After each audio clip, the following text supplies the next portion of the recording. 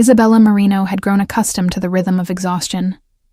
It was a steady pulse that beat beneath her ribs, keeping time with the hum of the espresso machine at Café Allegro and the clatter of dinner plates at Trattoria Luna. 2 jobs, 7 days a week, with barely enough hours between shifts to sleep, let alone dream. At 24, she had mastered the art of moving through life on autopilot, smiling when required, translating documents during stolen moments on the subway, and pretending that the hollow ache in her chest was just fatigue and nothing more. New York City had promised her everything when she first arrived from Boston 3 years ago. It had delivered chaos instead. The kind of chaos that swallowed ambition whole and left behind only the skeletal remains of what could have been.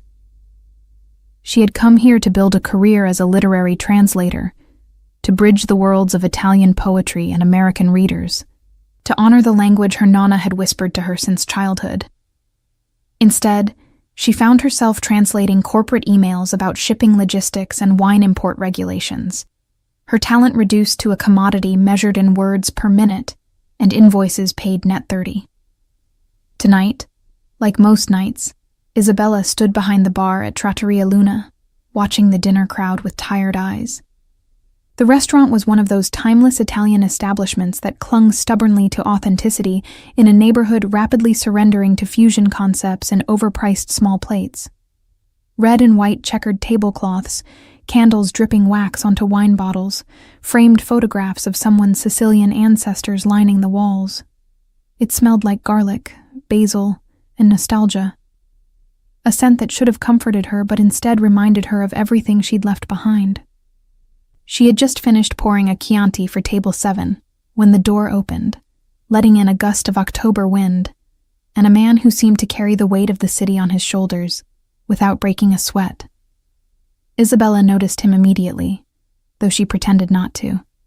Everyone noticed him. It wasn't just his height or the way his dark gray suit fit him like it had been designed with his specific body in mind, though both were impressive. It was the way he moved through space as if he owned it, as if every room he entered recalibrated itself around his presence. Matteo Romano. She didn't know his name yet, but she would learn it soon enough, along with the warnings that came attached to it.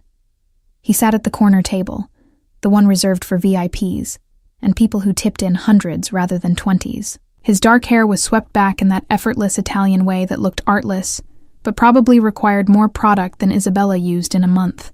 A thin gold chain caught the candlelight at his throat, visible where his crisp white shirt was unbuttoned just enough to suggest he didn't believe in following anyone's rules but his own. His forearms, exposed where he'd rolled his sleeves to his elbows, were decorated with ink, intricate designs that wrapped around muscle and sinew like secrets written on skin. Isabella felt something stir in her chest, a dangerous flutter of interest she immediately crushed beneath the heel of practicality. Men like that were trouble. She'd seen enough of them in her years in the city to recognize the type. Too handsome, too confident, too accustomed to getting exactly what they wanted without having to ask twice. The kind of man who probably thought a smile was currency, and a woman's resistance was just foreplay. She approached his table with her customer service smile firmly in place, the one that was friendly enough to earn tips, but distant enough to discourage conversation. "Good evening. Can I start you with something to drink?"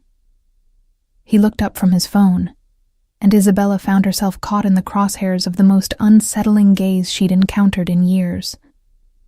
His eyes were dark, almost black in the dim restaurant lighting, and they assessed her with an intensity that felt physical. Not leering. She would have known how to handle that. This was different. This was the look of someone who saw past the uniform and the rehearsed pleasantries, someone who recognized the exhaustion she tried so hard to hide. "Brunello di Montalcino," he said, his voice low and rich, with just enough Italian in the pronunciation to make it clear he wasn't showing off. This was simply how he spoke. "The 2016, if you have it." Of course he would order the most expensive wine on the menu. Isabella noted it on her pad without comment, her expression carefully neutral. "And for dinner?" "I'll need a few minutes."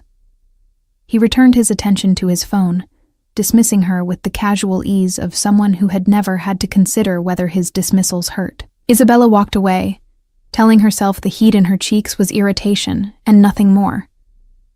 She put in the wine order and busied herself with other tables, but she remained hyper-aware of him throughout the evening.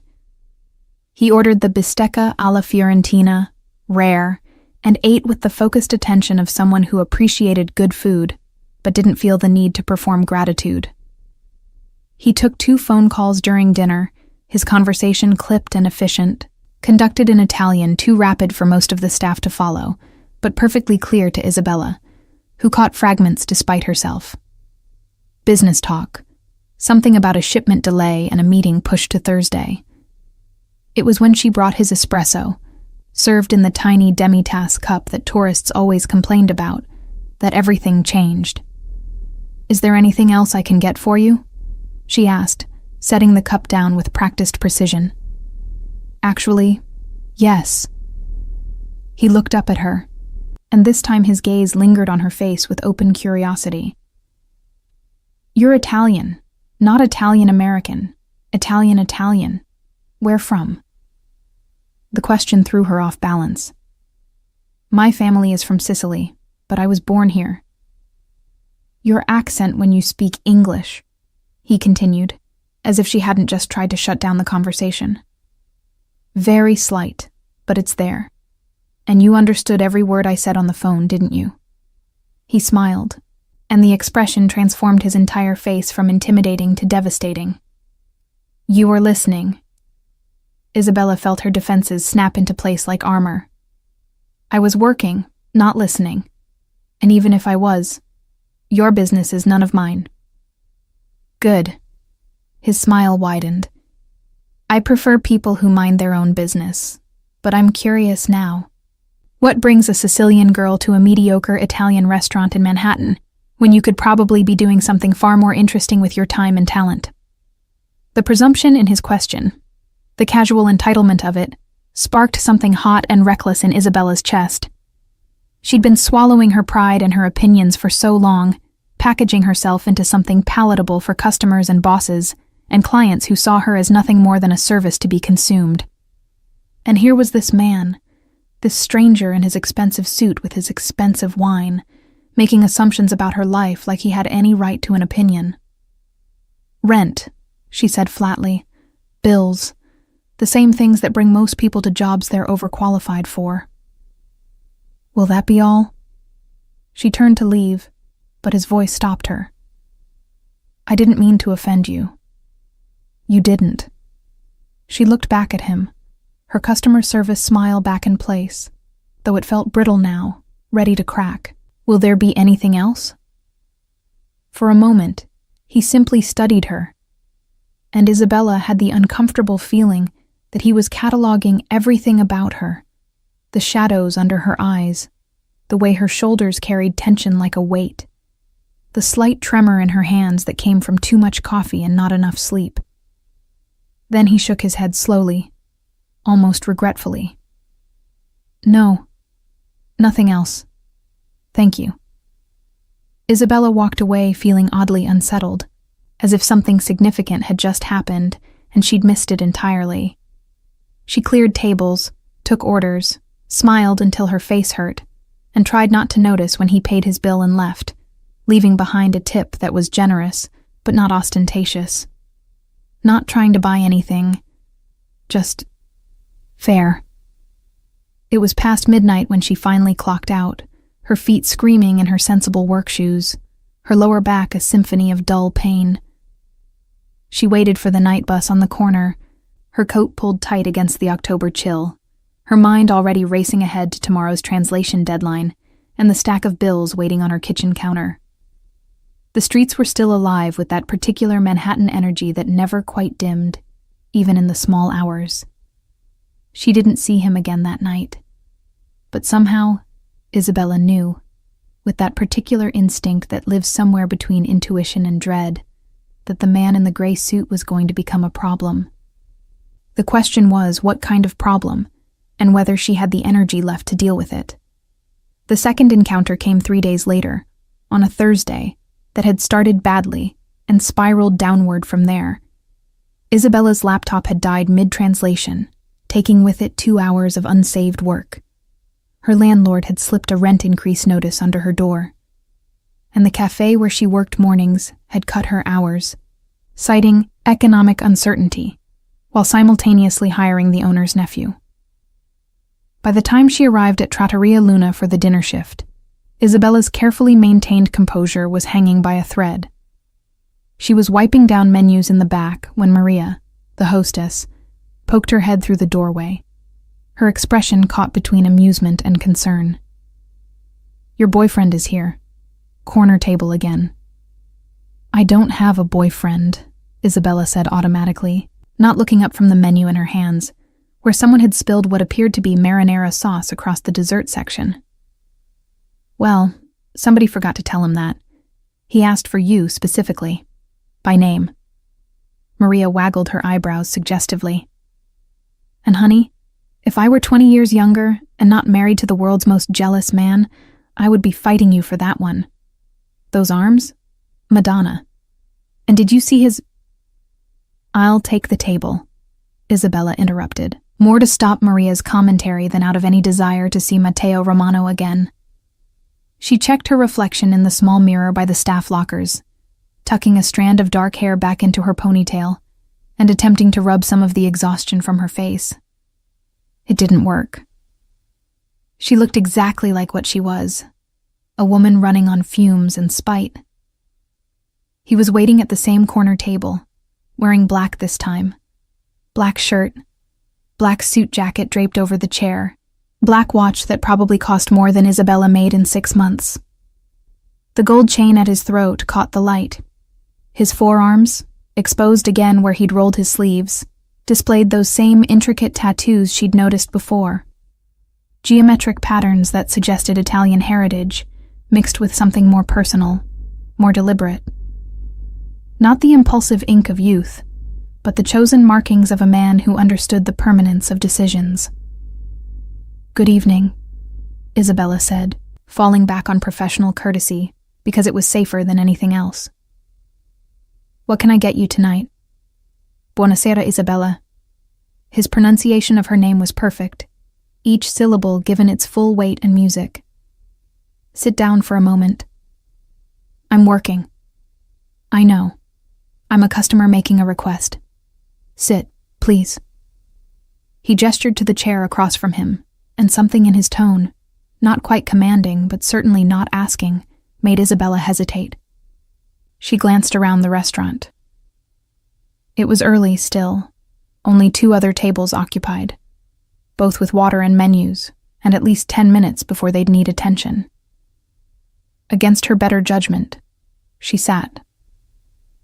"I wanted to apologize," Matteo said, before she could ask what this was about. "For the other night, I was rude. I made assumptions about your situation without knowing anything about you, and that was—" He paused, seeming to search for the right word. "Unacceptable." Isabella blinked, caught completely off guard.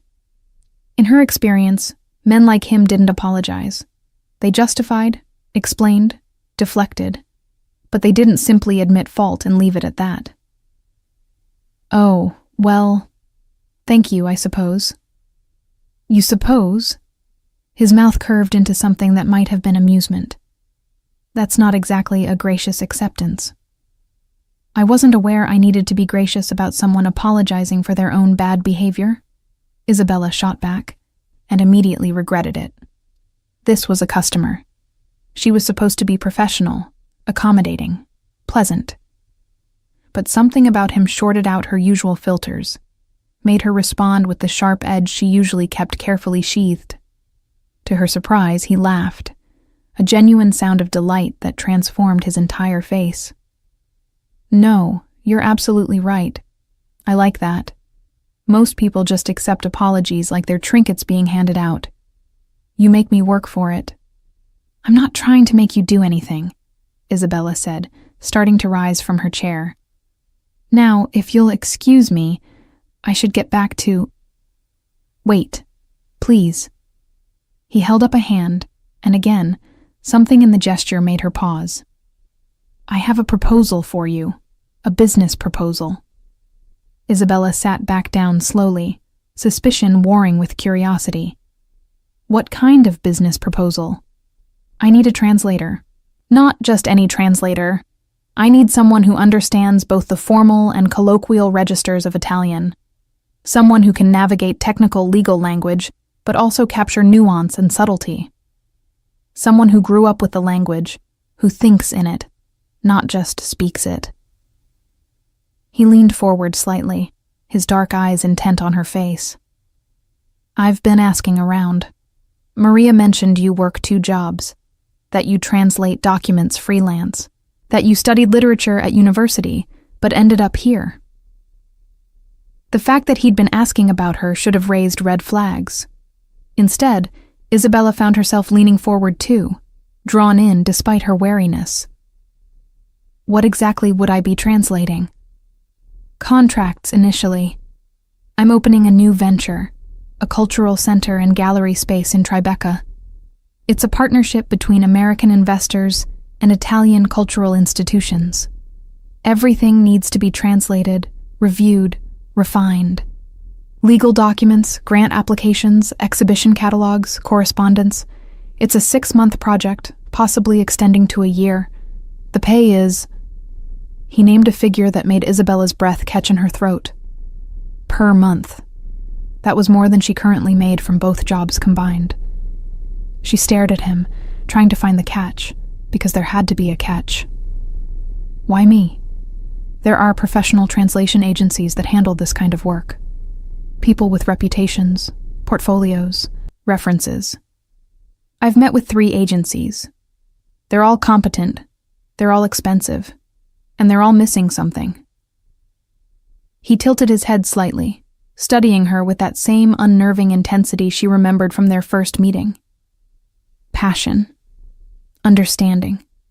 The sense that language is something alive, something that matters beyond just accuracy. When you took my order the other night, you didn't just hear me. You listened. You understood every word I said on the phone. And more than that, you understood the context, the subtext. That's what I need. Not just someone who can translate words, but someone who can translate meaning. Isabella's heart was racing now, though she tried to keep her expression neutral. This was too good to be true.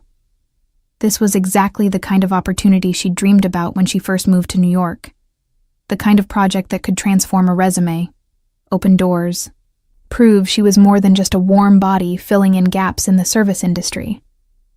But she'd learned the hard way that opportunities that seemed too good to be true usually were. "I'd need to see the contracts," she said carefully. "Review the scope of work, the timeline, the terms. I'm not agreeing to anything without understanding exactly what's expected."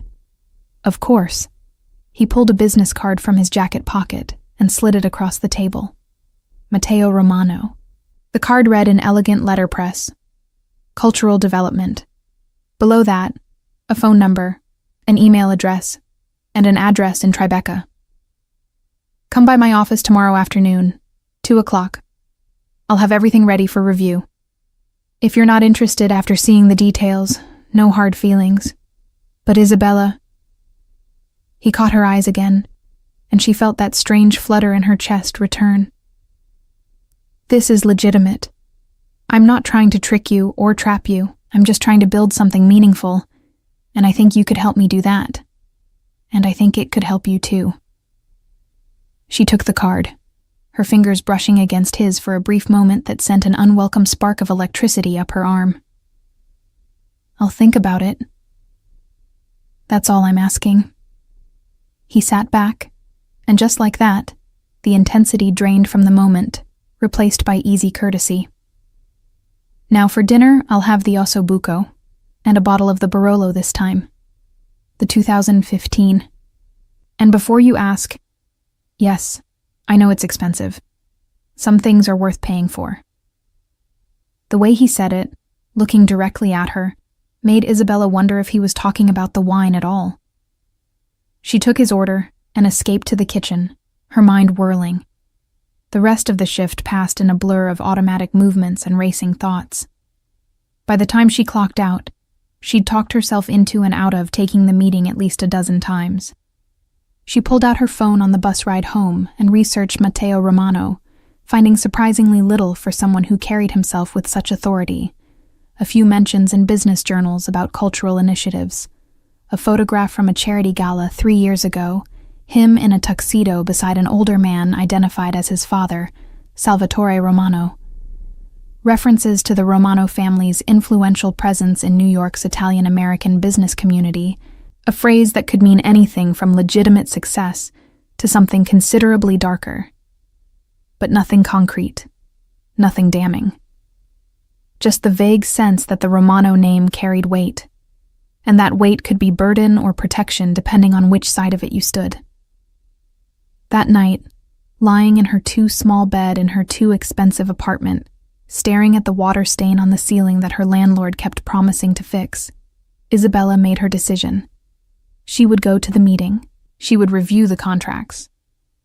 And if everything checked out, if this was truly the legitimate opportunity it appeared to be, she would take it. Not because of Matteo Romano's intense dark eyes or his devastating smile. Not because of the way he said her name like it was something precious. But because she was tired of surviving. She was ready to live again. She just hoped she wasn't making the biggest mistake of her life. The office was not what Isabella expected. She'd imagined something cold and corporate, glass and steel and minimalist furniture that cost more than it should. Instead, she found herself in a converted loft space in Tribeca, all exposed brick and soaring ceilings, filled with natural light streaming through enormous windows that overlooked the Hudson River. Art lined the walls, contemporary Italian pieces mixed with classical prints, carefully curated to suggest both heritage and progress. A restoration work table occupied one corner, covered with what appeared to be fragments of antique frames being painstakingly repaired. Everything about the space suggested passion and attention to detail, the work of someone who genuinely cared about preservation and beauty, rather than simply profiting from them. Matteo was waiting for her at a large wooden table that served as both desk and conference space, several thick folders spread before him. He'd traded his formal suit for dark jeans and a crisp white shirt, still polished, but more approachable, still wearing the gold chain, still with his sleeves rolled to reveal those tattoos. He looked up when she entered, and his face brightened with what appeared to be genuine pleasure. "Isabella, thank you for coming. Coffee? Espresso? I have a machine that actually works, unlike whatever disaster you're probably used to." Despite her nervousness, Isabella found herself smiling. "Espresso would be perfect, thank you." He moved to a professional-grade espresso machine. Of course, he had a professional-grade espresso machine, and began the familiar ritual. Isabella watched his hands work with the precision of practice, the intimate knowledge of temperature and timing that came from growing up with the ritual. "You make your own coffee?" "My assistant thinks I'm insane," he admitted, not looking up from the machine. "But some things shouldn't be delegated. Espresso is sacred. Like family recipes or first kisses or the proper way to argue with someone you care about." He glanced at her then, and something in his expression made her pulse quicken. Some things require personal attention. He brought her the espresso in a proper cup, not the paper nonsense most offices used, and gestured for her to sit. They settled across from each other at the table, and Isabella forced herself to focus on the documents rather than the man presenting them. He walked her through everything methodically: the scope of the translation project, the timeline, the compensation structure, the rights and ownership clauses. It was all exactly as he'd described: legitimate, generous, professionally structured. The Cultural Center project itself was fascinating. A partnership between the Romano family's foundation and several Italian cultural institutions to create a permanent gallery space, artist residency program, and educational center focused on preserving and promoting Italian art, literature, and craft traditions in America. "This is ambitious," Isabella said, looking up from the contracts after her third careful review. This isn't just a vanity project or a tax write-off. This is real. Matteo leaned back in his chair, his fingers steepled beneath his chin. My father built his reputation in hospitality. Hotels, restaurants, that kind of thing. Profitable, certainly, but not particularly meaningful. When he retired last year, he gave me control of the family foundation and told me to do something that mattered. Something that would outlast us. His expression softened with something that looked like vulnerability. Though it disappeared so quickly, Isabella wondered if she'd imagined it. Italy gave my grandparents everything when they had nothing. I want to give something back, but I also want to make sure it's done right, that it honors the craft and the culture, rather than just exploiting it for profit or prestige. That's why you want someone who actually understands the language, Isabella said, understanding dawning. Not just the words, but the weight behind them. The history, the context, the cultural significance. Exactly. He leaned forward again, his dark eyes intense on her face. I can pay someone to accurately translate contratto di prestito, but I need someone who understands the difference between lending and borrowing in Italian culture, who knows that certain phrases carry implications that English equivalents don't quite capture. I need someone who won't just translate documents, but will help me make sure I'm not accidentally offending anyone or missing crucial nuances because I'm trying to bridge two different worlds. Isabella set down the contract she'd been holding, her decision crystallizing with surprising clarity. When would I start?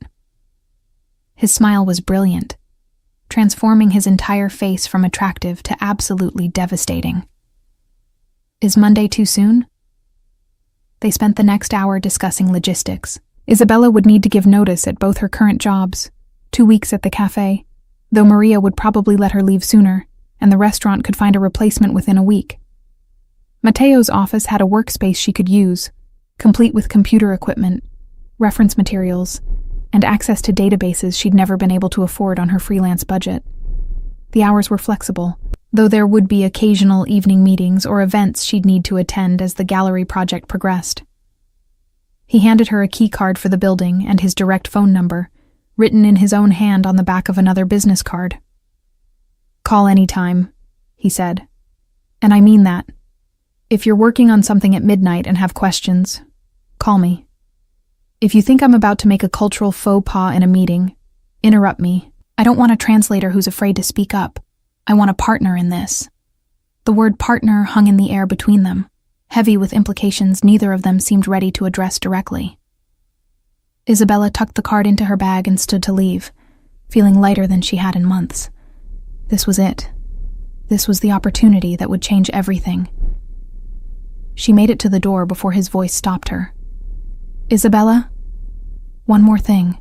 She turned back to find him standing at the table, his expression serious now, almost grave. The other night at the restaurant, when I got up to leave, you said something.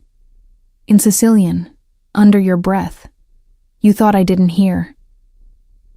Isabella's stomach dropped. She'd been so tired, so irritated by his presumption and his casual assessment of her life. She'd muttered an insult her grandmother had used when particularly exasperated with stubborn men. Testa di ferro arrogante, arrogant iron head. It was juvenile and petty, and she'd regretted it the moment it left her mouth. I apologize. That was unprofessional and— Say it again, he interrupted, taking a step toward her. His eyes were locked on hers, something dark and challenging swirling in their depths. But this time, look at me when you do it. Isabella's breath caught. This was a test, she realized. A challenge. He wanted to see if she would back down, if she would soften herself, and make herself smaller to avoid conflict with someone who held power over her. It was what she'd been doing for years, swallowing her opinions, dimming her natural intensity, turning herself into something palatable and unthreatening. She met his gaze directly, lifted her chin, and said clearly, in Sicilian, Testa di ferro arrogante. For a long moment, the office was completely silent. The traffic noise from the street below seemed very far away. Isabella could hear her own heartbeat, loud and insistent in her ears. Matteo's expression was unreadable, his eyes searching her face for something she couldn't name. Then, slowly, his mouth curved into a smile.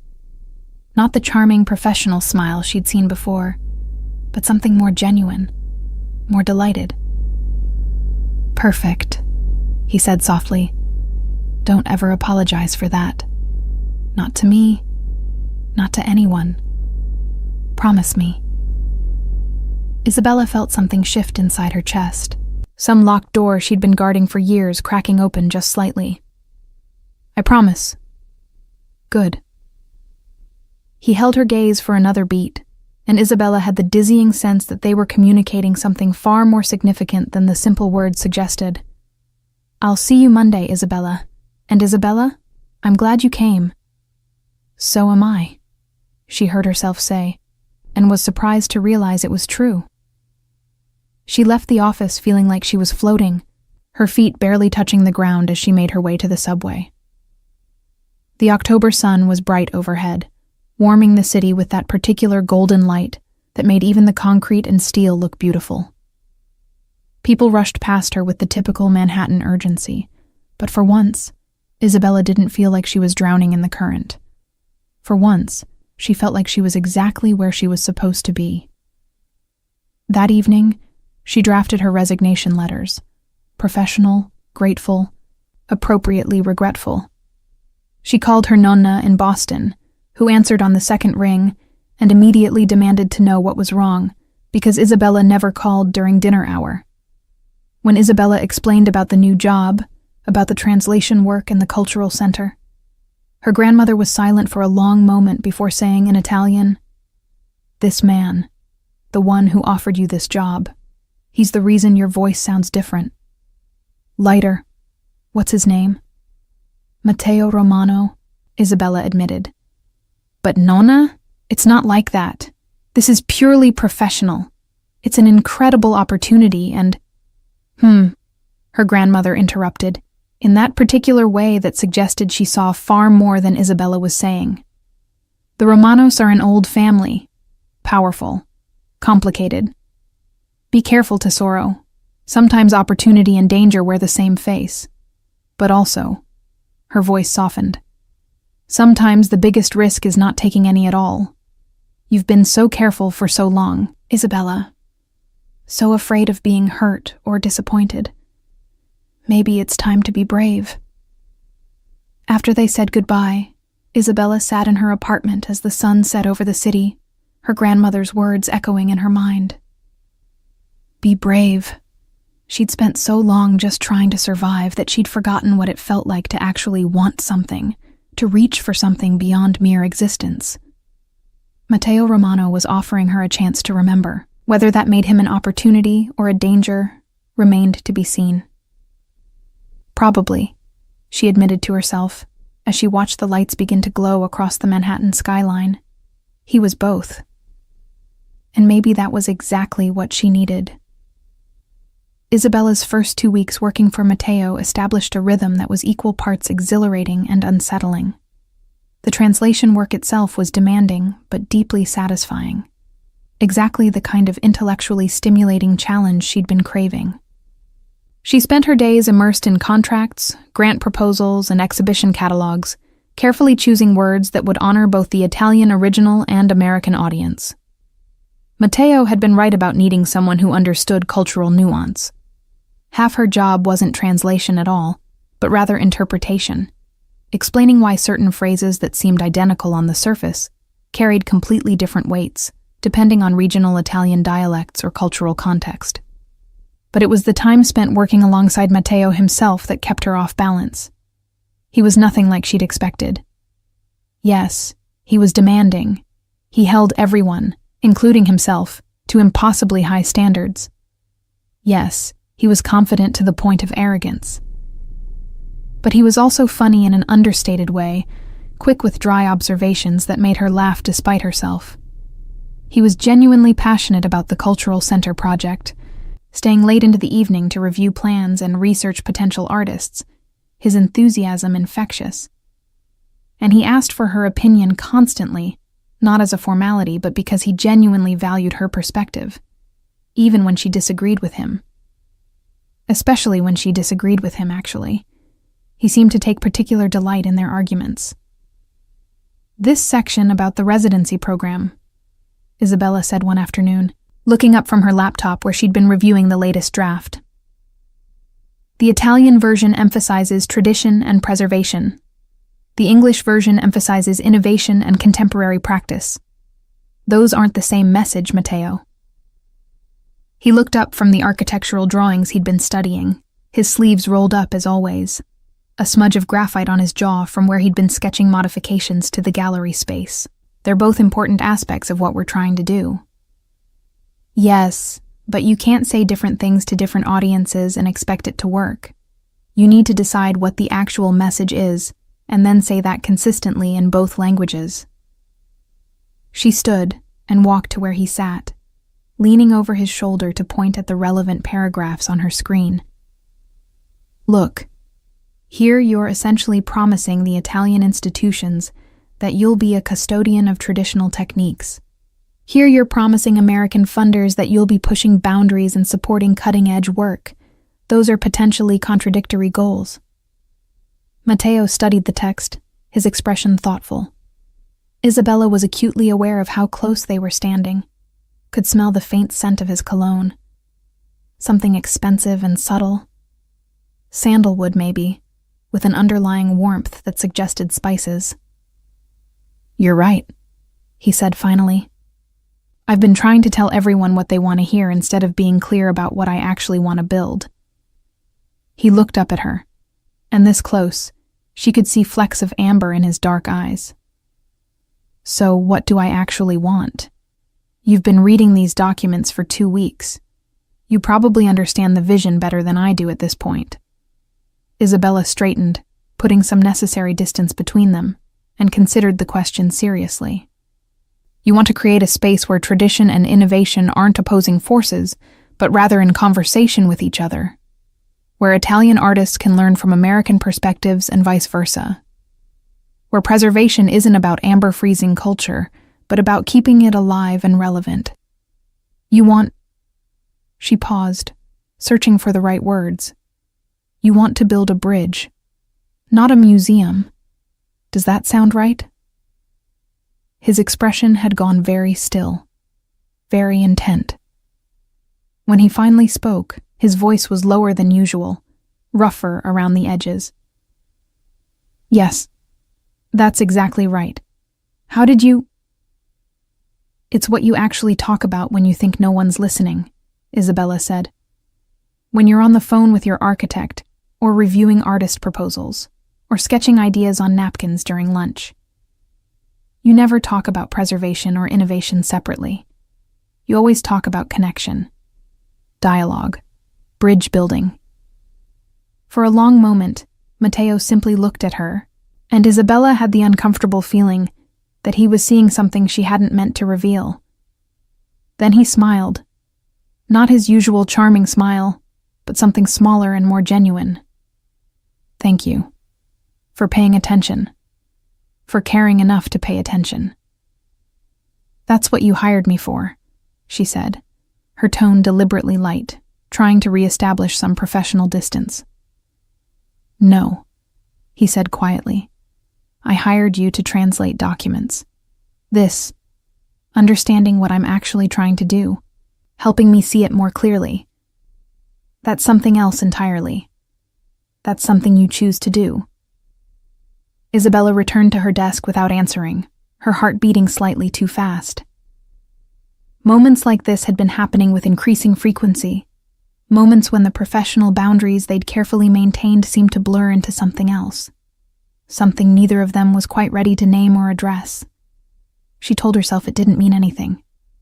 That intensity and long hours naturally created a sense of intimacy that could be mistaken for something deeper, that Matteo probably had this effect on everyone who worked closely with him, and she was foolish to think she was somehow special. But then there were the other moments, the times when she'd look up from her work to find him watching her with an expression she couldn't quite read. The way he remembered details about her life she'd only mentioned in passing. That she preferred her espresso with just a hint of sugar. That she called her grandmother every Sunday evening. That she couldn't work if there was too much noise but needed some background sound or the silence became oppressive. The way he'd started bringing pastries from a specific Sicilian bakery in Brooklyn because he'd noticed her eyes light up when she mentioned it. Small things. Thoughtful things. The kind of things that suggested he was paying attention to her, with the same focused intensity she'd been trying not to pay to him. It all came to a head 3 weeks into the job, during their first major event. The cultural center was still months from opening, but Matteo had organized a preview reception for potential donors, partner institutions, and selected artists. It was held at one of the Romano family's hotels, a boutique property in Soho that had been recently renovated in a style that managed to honor the building's 19th century bones while feeling utterly contemporary. Isabella had been asked to attend as Matteo's translator for the evening, facilitating conversations with the Italian guests and helping to ensure nothing was lost in translation during presentations.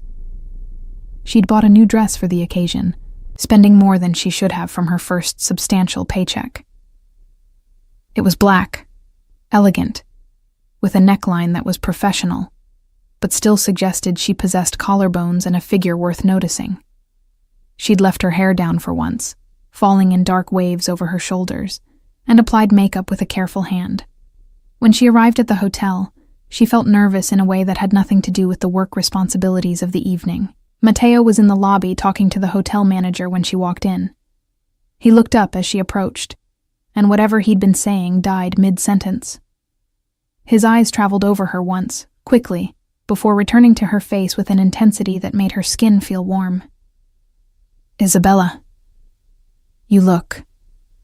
He paused, seeming to search for the right word in either English or Italian, and finding neither language sufficient. "That dress is going to make it very difficult for me to concentrate on business tonight." It was delivered lightly, almost as a joke, but there was something underneath the words that felt heavier, more real. "Thank you," Isabella managed, her voice thankfully steady. "You clean up well yourself." That was an understatement. Matteo in a formal suit was almost unfairly attractive.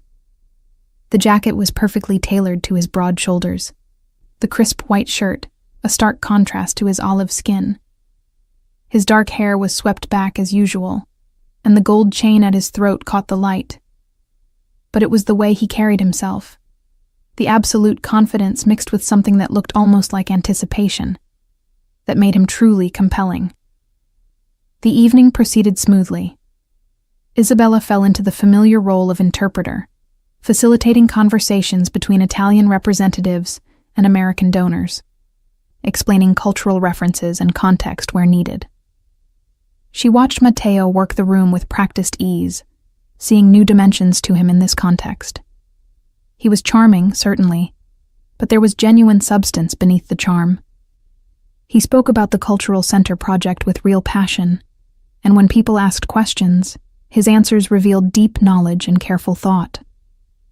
Midway through the evening, during a presentation about the residency program, one of the Italian cultural ministers made a comment in rapid Sicilian dialect, something about hoping the project would respect traditional methods rather than diluting them with American commercial priorities. It was delivered as a polite concern, but there was an edge underneath, a test to see how Matteo would respond. Before Isabella could translate, Matteo answered directly in Italian, his accent flawless, his word choice perfect. He acknowledged the concern, spoke eloquently about the importance of preserving authentic techniques, and then, and this was the brilliant part, gently pushed back, arguing that culture had always evolved through exchange and dialogue, that the masters of Renaissance Italy had been influenced by artists from across Europe and beyond, that tradition wasn't a fixed point, but rather a living conversation between past and present. The minister looked impressed and slightly chastened. Several other Italian guests nodded approval. Isabella felt a surge of something that was definitely not attraction, absolutely not pride, because that would suggest she was emotionally invested in Matteo's success, which she certainly was not. "You didn't need me to translate that," she murmured when they had a moment alone by the bar. "No," he agreed, accepting a glass of Prosecco from the bartender. "But I needed you here anyway. You notice things. You make me better at this." Before Isabella could parse what that meant, they were pulled into another conversation, then another, the evening flowing around them in a blur of introductions and small talk and carefully navigated cultural exchanges. It wasn't until near the end of the night, when most guests had departed and only a few stragglers remained, that Isabella found herself alone with Matteo on the hotel's rooftop terrace, the Manhattan skyline glittering around them like a constellation of earthbound stars. "I think that went well," she said, leaning against the railing and letting the cool October air wash over her face. Her feet were killing her in the heels she'd chosen, but she didn't care. She felt alive in a way she hadn't in years, challenged and engaged and useful. "It went perfectly," Matteo said, moving to stand beside her. "Because of you. You know that, right? You made all of this possible." He gestured vaguely at the skyline, or maybe at the hotel below them, or maybe at something larger, the entire project, the vision, the future they were building together. Isabella turned to look at him, struck by the sincerity in his voice. "I just translated. You did all the actual work." "No." He shifted to face her directly, and suddenly they were very close, the narrow terrace making proximity inevitable. "You do so much more than translate. You understand. You care. You make me think about things differently. He stopped, something complicated crossing his face. "I need to tell you something, and I need you to let me say it all before you respond." Isabella's heart was suddenly racing. "Matteo, please." His hand came up, not touching her, but close enough that she could feel the heat of it. "I know this is complicated. I know I'm your employer, and that makes this inappropriate and probably stupid. But I have to be honest because I'm terrible at pretending. And you deserve honesty. These last 3 weeks working with you have been the best professional experience of my life. But that's not why I look forward to coming to the office every morning. That's not why I find excuses to bring you coffee or stay late reviewing documents we both know are already perfect. I look forward to it because of you. Because you challenge me and surprise me and make me laugh. Because you call me out when I'm being arrogant or short-sighted. Because you said, 'Testa di ferro' to my face and didn't flinch." He was so close now that Isabella could count the individual threads of gold in his chain, could see the precise line where he'd shaved that morning. Her brain was screaming at her to step back, to re-establish boundaries, to remember all the reasons this was a terrible idea. But her body had apparently stopped taking instructions from her brain. "I don't expect you to feel the same way," Matteo continued, his voice lower now, almost intimate. "And I swear this doesn't affect your job. Your position is secure regardless of how you respond. But I needed you to know that this," he gestured between them, "what I feel when I'm around you, it's not just professional respect. It's more than that. It's been more than that since the moment you told me rent was what brought you to that restaurant. Since you looked at me like I was an idiot for not understanding how hard you were working just to survive. Since you showed me that strength isn't about power or money or reputation. It's about getting up every day and doing what needs to be done even when you're exhausted and scared and not sure how you're going to pay next month's bills." Isabella's breath was coming shallower now. "You're right," she managed. "This is complicated and probably stupid. I know, and inappropriate given our professional relationship. I know that too. And I should tell you to stop talking and never mention this again. You should." His eyes searched her face, waiting. "Are you going to?" Isabella looked at him. Really looked at him. At the man who'd somehow seen past her exhaustion and survival instincts to recognize the person she'd been before New York had worn her down. who'd offered her an opportunity that was exactly what she needed when she needed it most, who brought her Sicilian pastries and argued with her about translations and listened when she explained why certain words mattered, who looked at her not like she was something to be conquered or consumed, but like she was someone worth knowing, worth understanding, worth the risk. "No," she heard herself say. "I'm not going to tell you to stop." The smile that broke across his face was brilliant, transforming him from merely handsome to absolutely devastating. "No? No, because you're not the only one who's terrible at pretending." She took a small step closer, drawn forward by something stronger than caution or common sense. "I tell myself you're just my employer, that I'm just here for the work, but I don't stay late reviewing perfect documents for the work. I don't spend 20 minutes choosing a dress for tonight because of professional responsibility. I don't think about you when I'm supposed to be concentrating on translations. And I definitely don't want to do this because of a job." "Do what?" he asked, though his eyes had gone dark and intent, and she knew he understood exactly what she meant. "This," Isabella said, and kissed him. For one heartbeat, Matteo went completely still, as if surprised despite everything they'd just said. Then his arms came around her, pulling her closer, and he was kissing her back with an intensity that made her knees weak. His mouth was warm and tasted like Prosecco, his hands careful but firm where they touched her back. It felt like falling and flying simultaneously, terrifying and perfect. It felt like admitting something she'd been denying for weeks. When they finally broke apart, both slightly breathless, Isabella found herself smiling. "This is definitely a complication. The best kind," Matteo agreed, his forehead resting against hers. "Though I should probably clarify something. Earlier when I said I'm not your employer, I meant that. You're not my employee, Isabella. You're my partner in this project, and I'd like you to be my partner in other contexts too, if you're interested." "I'm interested," she admitted, "though I reserve the right to call you testa di ferro arrogante whenever you're being impossible." His laugh was warm against her cheek. "I wouldn't want it any other way." The weeks that followed existed in a strange liminal space between professional partnership and something far more personal. They were careful at the office, maintaining appropriate boundaries during work hours, but after everyone else had gone home, those boundaries dissolved. They stayed late most evenings, ostensibly to work but really to talk. Long, rambling conversations that covered everything from Italian poetry to the best pizza in Brooklyn to childhood memories and dreams neither had dared articulate to anyone else. They ordered takeout at midnight and argued about translations and kissed between paragraphs of contract revisions. It was impractical and probably inadvisable, but it was also the happiest Isabella had been in years. Matteo, she was discovering, was nothing like the intimidating figure she'd first encountered at the restaurant.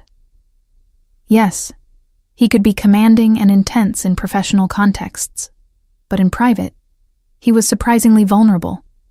He worried constantly about whether the Cultural Center project was truly honoring his grandparents' heritage or just another exercise in wealthy guilt and cultural appropriation. He second-guessed decisions and lay awake at night mentally reviewing conversations for potential missteps. He carried the weight of family expectations with the kind of silent pressure that came from generations of men who'd confused love with control. His father, Salvatore, had built the Romano family business from his own father's small restaurant into a hospitality empire. He'd done it through hard work and careful investments, and, as Matteo admitted carefully one evening, through relationships and leveraged power structures that existed in the gray areas between legitimate and something else. Nothing criminal exactly, but the kind of connections that came with certain expectations and obligations. Matteo had spent his 20s trying to prove himself worthy of the Romano name, taking over struggling hotels and turning them into destinations, earning his father's approval through ruthless efficiency and business acumen. Only recently had he begun to question whether that was actually what he wanted, whether success measured in profit margins was the legacy he hoped to leave. My father thinks I'm wasting the family foundation on vanity projects, Matteo confessed one night, his head in Isabella's lap as they stretched out on the office couch after a particularly long day of meetings. Her fingers were running through his hair in a gesture that had become automatic, comforting for both of them.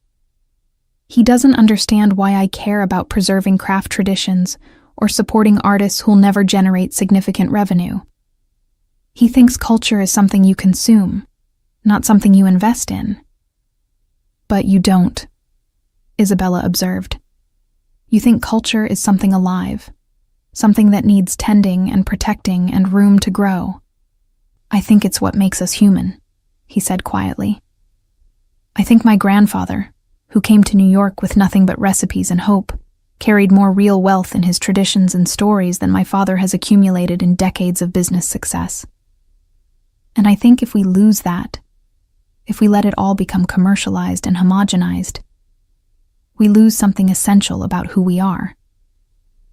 It was conversations like this that made Isabella fall for him, slowly and then all at once.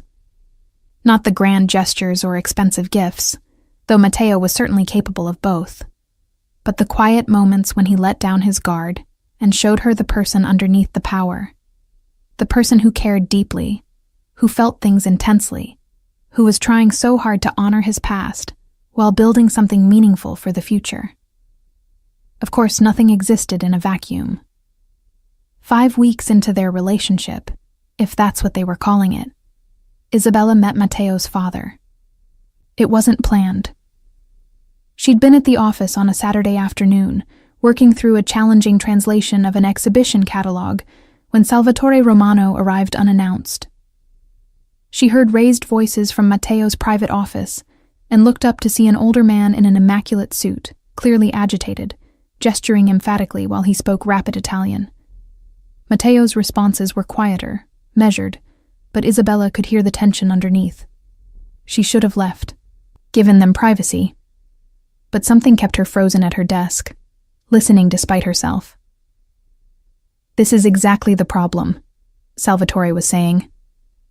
You're so focused on this art project that you're neglecting real business. The Midtown Hotel needs attention. The restaurant group is struggling. And you're here playing curator instead of... I'm building something that matters, Matteo interrupted, his voice sharp. Something that will last beyond quarterly earnings reports. And who's going to see it? Who's going to care? Salvatore's voice dripped with frustration. You're a Romano. We built our name on hospitality, on service, on giving people what they want, not on forcing high-minded cultural education down their throats. Maybe that's the problem, Matteo said, and Isabella heard a door open. Maybe we've spent so long giving people what they want that we've forgotten to ask what they need. Salvatore emerged first, his face flushed with anger. He noticed Isabella at her desk and stopped, his expression shifting to calculation. And who's this? Isabella Marino, Matteo said, appearing behind his father. His jaw was tight, his eyes flashing with irritation. She's my partner on the Cultural Center project.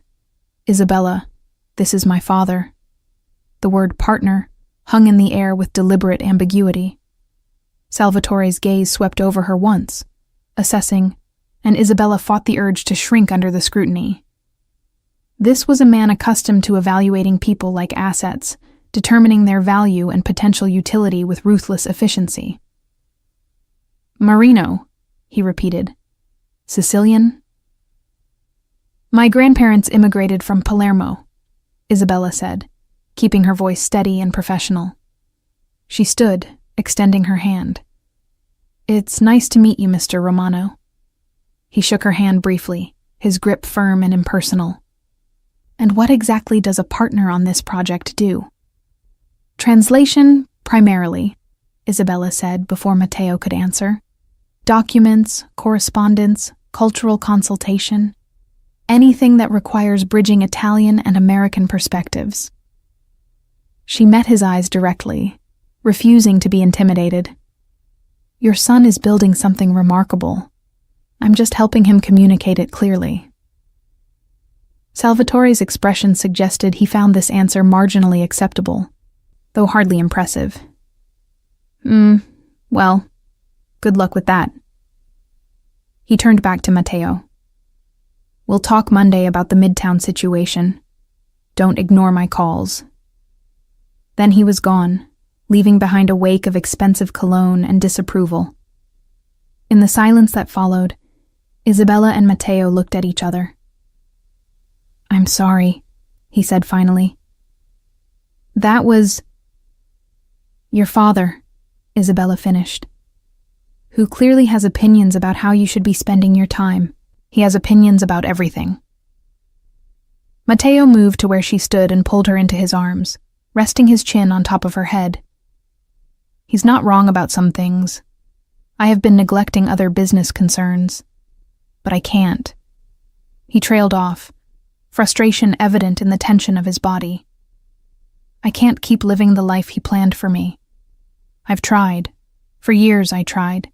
And I was miserable. Then don't, Isabella said simply, pulling back to look at him. Build what you want to build. Your father will adjust or he won't, but either way, you can't live your life trying to earn approval you're never going to receive. When did you become so wise? He asked, a hint of his usual humor returning. I've always been wise. You've just been too intimidated by my brilliance to notice. He laughed and kissed her, and the tension of the afternoon gradually dissolved into easier conversation and eventually dinner at a small Italian place in the village where they sat in the back corner and talked until closing. But Isabella couldn't quite shake the memory of Salvatore's assessing gaze, the sense that she'd been evaluated and found wanting. She understood now, in a way she hadn't before, what it cost Matteo to choose his own path. He wasn't just building a gallery. He was rebuilding himself, creating an identity separate from family expectations and inherited obligations. And she was part of that reconstruction. The knowledge was both thrilling and terrifying. The situation came to a head 2 weeks later, during the first major milestone in the gallery project. They'd secured a significant grant from the Italian Ministry of Culture, contingent on approval of the educational programming. Isabella had spent weeks refining the proposals, working closely with an advisory committee of Italian academics and artists to ensure the programming would meet the ministry's rigorous standards. When the approval came through, it represented not just funding, but validation, proof that what they were building had real cultural value beyond Matteo's personal investment. They celebrated that evening with champagne at the office, just the two of them, the city lights glowing through the windows. Matteo was giddy with relief and excitement, more unguarded than Isabella had ever seen him. We did it, he kept saying, like he couldn't quite believe it. We actually did it. You did it, Isabella corrected. This was your vision. I just helped translate it. No. He pulled her close, his eyes serious despite the champagne warmth in his cheeks. You did so much more than translate. You helped me understand what I was trying to say. You made it better, clearer, more honest. He paused, seeming to search for the right words. You make me better. At everything. I don't know how I did any of this before you. There was something in his voice, some weight behind the words that made Isabella's breath catch. They'd been careful not to put labels on what they were, to keep things light and undefined. But standing there in the empty office with the grant approval sitting on the desk, and Matteo looking at her like she was the reason the city kept turning, Isabella felt the careful distance she'd maintained begin to crumble. I love you, Matteo said, the words coming out rushed and slightly nervous, as if he'd been holding them back for a while, and they'd simply escaped. I know it's fast, and I know this is complicated. But I need you to know. I love you, Isabella. Not just what you do for the project, but who you are. The way you argue with me. The way you say my name when you're exasperated. The way you drink espresso like it's sacred. The way you never let me get away with being anything less than honest. I love all of it. I love you." Isabella stared at him, her mind racing. This was too fast, too intense, too much everything. She should slow this down, establish boundaries, protect herself from inevitable disappointment. She should remember that she'd seen this before. Men who confused intensity with love, who mistook the excitement of something new for lasting commitment. She should be careful. But standing there with Matteo's arms around her and his heart practically visible in his eyes, Isabella didn't want to be careful. She wanted to be brave, like her grandmother had told her. She wanted to fall with someone who might actually catch her, instead of letting her hit the ground alone. "I love you too," she whispered. "Testa di ferro arrogante." His laugh was joyful and relieved, and then he was kissing her with the kind of intensity that made the whole world disappear. They made love right there in the office, on the couch where they'd spent countless evenings talking, surrounded by blueprints and translation drafts and all the evidence of what they'd built together. It felt like a declaration, not just of love, but of commitment to whatever complicated, imperfect thing they were creating together. Afterward, lying tangled together with the city humming below them, Matteo traced patterns on her bare shoulder. "Move in with me," he said quietly. "I know it's too soon to say things like that, but I'm saying it anyway. I want to wake up with you. I want to come home to you. I want all of it." Isabella's first instinct was to refuse, to insist they take things slowly, maintain separate spaces, keep some part of herself protected just in case. But that was the old Isabella talking, the woman who'd been beaten down by too many disappointments, who'd learned to expect the worst because the worst kept finding her. This Isabella, the one Matteo had helped her rediscover, wanted different things. She wanted risk and hope and possibility. She wanted him. "Yes," she said, "but I'm keeping my apartment for 6 months, just in case." "Just in case of what?" "Just in case you get tired of me using all the hot water and leaving books everywhere and cursing in Sicilian when I'm frustrated." He pulled her closer. "Never going to happen." 6 months later, Isabella stood in Matteo's apartment, their apartment, getting ready for the Cultural Center's inaugural exhibition opening. The space was beautiful, a Tribeca loft with soaring ceilings and river views, filled with art and books, and the kind of thoughtful details that revealed two people learning to share a life. Her clothes hung in the closet beside his suits. Her espresso machine, better than his, much to his chagrin, had pride of place in the kitchen. Her photographs joined his family pictures on the walls. It was a life she'd never quite let herself imagine, one that felt both thrillingly new and comfortably inevitable. The past months had been intense. Moving in together had revealed all the small irritations and adjustments that came with intertwining lives. Matteo was obsessively organized in some ways, and completely chaotic in others. He left coffee cups everywhere, and had strong opinions about proper pasta cooking techniques. Isabella discovered she was territorial about workspace, and needed alone time to recharge in ways that had nothing to do with him. They argued, frequently, passionately, in multiple languages. But they also learned each other's rhythms, created rituals, built something sturdy beneath the initial intensity. The Cultural Center itself had opened 2 months ago, and the response had exceeded even Matteo's ambitious hopes. The programming Isabella had developed attracted serious artists and scholars while remaining accessible enough to draw curious locals. Reviews praised the space for successfully bridging high culture and community engagement, for creating something that honored Italian traditions while remaining vigorously contemporary. Most importantly, it felt alive, always full of people talking, creating, learning. Matteo's vision had become reality, and watching him move through the space he'd built, seeing the quiet satisfaction on his face, filled Isabella with pride that had nothing to do with her own contributions.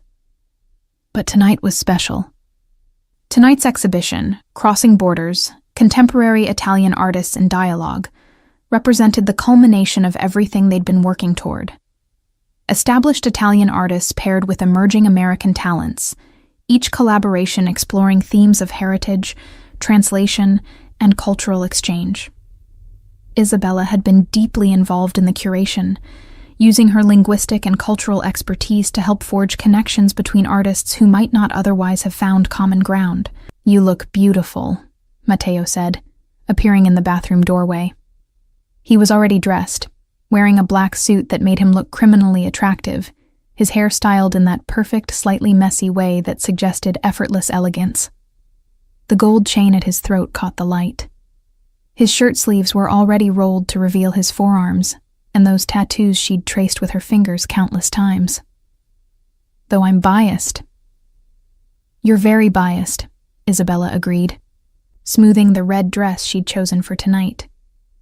It was bolder than her usual choices, the color vibrant and confident. 6 months ago, she wouldn't have worn something this attention-drawing. But 6 months ago, she'd been a different person, or rather, a diminished version of herself. Matteo had helped her remember she was allowed to take up space, to be seen, to be proud of what she'd accomplished. "Do you think your father will come?" Matteo's expression flickered with something complicated. His relationship with Salvatore remained strained. The older Romano had never explicitly approved of the cultural center, though he'd stopped actively undermining it. And he'd never quite warmed to Isabella, though he'd learned to treat her with cool professional courtesy. He said he'd try, but he's in Boston for a business meeting, so. He shrugged, trying to project indifference that didn't quite ring true. "Either way, tonight is going to be incredible. We've done something really special, Isabella." "You've done something special," she corrected, moving to straighten his collar unnecessarily, just wanting an excuse to touch him. "I just helped with the words." "You keep saying that, and you keep being wrong." He caught her hands in his dark eyes intense on her face. "This whole project exists because you understood what I was trying to say before I could articulate it myself. You took a wealthy guy's guilty conscience and helped me turn it into something meaningful. You made me believe I could build something that honored my heritage without being trapped by it. He paused, swallowing hard. "You changed my life, Isabella. In every possible way." She kissed him softly, tasting the familiar warmth of his mouth, feeling the familiar flutter in her chest that still hadn't faded. "We changed each other's lives. That's how this works." The exhibition opening was spectacular. The gallery was crowded with collectors, critics, artists, cultural officials, and curious members of the public. Isabella spent the evening in her element, translating conversations, facilitating introductions, watching connections form between people who'd approached the exhibition from wildly different perspectives. She noticed Matteo across the room, completely in his element too, discussing artistic techniques with a painter from Milan, while simultaneously charming a skeptical New York Times critic. He caught her eye and smiled. That particular smile that was just for her, the one that said, "We did this together." Midway through the evening, Isabella found herself standing alone for a moment in front of her favorite piece from the exhibition, a collaborative installation by a Sicilian ceramicist and a Brooklyn sculptor. The work explored themes of fragmentation and reconstruction, using broken pottery shards reassembled into new forms that honored their traditional origins while creating something entirely contemporary. It was, Isabella thought, a perfect metaphor for what she and Matteo had built together, taking pieces of heritage and history and loss and assembling them into something new and whole. "Impressive work," said a voice beside her, and Isabella turned to find Salvatore Romano studying the installation with an expression that was difficult to read. She hadn't realized he'd come after all. "My son tells me you were very involved in selecting the pieces for this exhibition." "I helped connect artists," Isabella said carefully, always slightly on guard around Matteo's father. But the vision was Matteo's. The space itself, the programming philosophy, all of that came from him. Salvatore continued studying the ceramic installation. "You know, I didn't understand what he was trying to do here. I thought it was wasteful, impractical, self-indulgent. Rich man's hobby. He turned to look at her directly. I was wrong. This is... He gestured at the crowded gallery, the animated conversations, the clear evidence of genuine cultural engagement. This is something real, something that matters. My son did this, with your help. It was probably the closest thing to approval Isabella had ever heard from him. He's incredibly talented, she said quietly. And he cares deeply about honoring his family's heritage while building something new. That's not easy. It requires courage.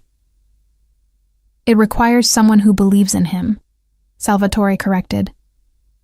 Someone who sees past the family name and the family business and the family expectations to the person underneath. My wife used to do that for me before she passed. I'd forgotten what it looked like. He paused, and for just a moment, his expression softened into something almost vulnerable. Take care of him, Isabella. My son is stronger than I gave him credit for. But he's also more fragile than he lets on. He needs someone who understands both. Before Isabella could respond, Salvatore had moved away, leaving her standing alone with a lump in her throat. Across the room, she saw Matteo searching for her through the crowd. When their eyes met, his face lit up with such pure joy that Isabella felt her own heart expand to accommodate the feeling. She pushed through the crowd to reach him, and he immediately pulled her close, his arm around her waist. There you are, he murmured against her hair. I was looking for you. I was talking to your father, she said, still processing the brief conversation. I think he just gave us his blessing. Sort of. Matteo pulled back to look at her, surprise evident on his face. Really? What did he say? That you're stronger and more fragile than he realized. That you need someone who understands both. She reached up to touch his face, feeling the familiar scratch of evening stubble against her palm. He's right, you know. You act so confident, but underneath you're constantly worried about whether you're doing enough, being enough, honoring the past while building the future. It's exhausting watching you carry all that weight. I'm not carrying it alone anymore, Matteo said, covering her hand with his own. That's what you don't seem to understand, Isabella. Before you, I was doing all of this by myself. Making decisions in isolation, second-guessing everything, trying to prove something to people who didn't care about what I was actually trying to build. But with you... He paused, and she saw him gather his courage for something. With you, everything makes sense. You're not just my translator or my partner in the cultural center. You're my partner in life. You're the person who makes me believe I can be both a Romano and myself.